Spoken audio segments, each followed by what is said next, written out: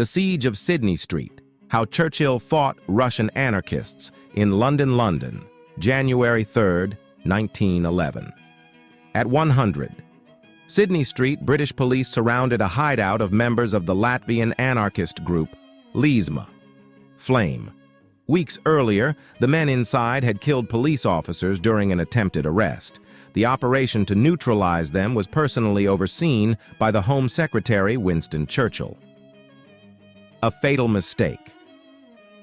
At the beginning of the 20th century, a sizable community of Latvian revolutionaries had settled in London, fleeing persecution in the Russian Empire. To finance their lives in exile, some resorted to petty robberies, but these brought more police attention than money.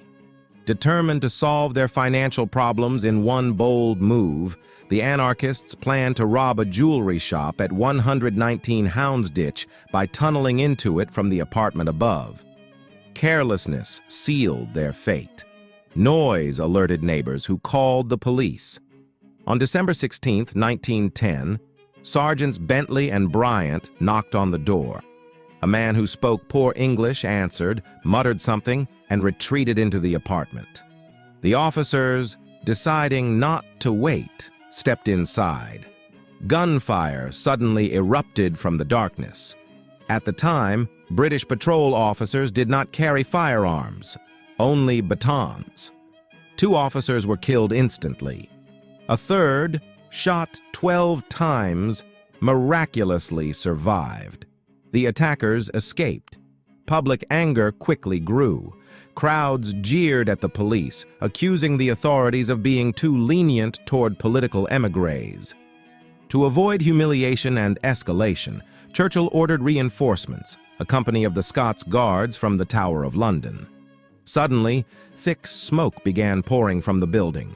The besieged anarchists had apparently set it on fire, possibly attempting to destroy evidence. Churchill forbade firefighters from approaching because of the ongoing gunfire.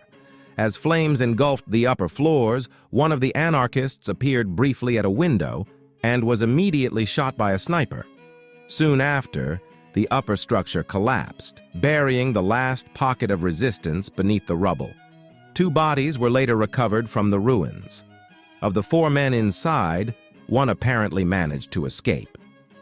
Aftermath and public reaction. On Churchill's orders, hundreds of Latvians were arrested, though only a handful were ultimately selected to stand trial in what was intended to be a high-profile case. However, the crackdown produced the opposite effect.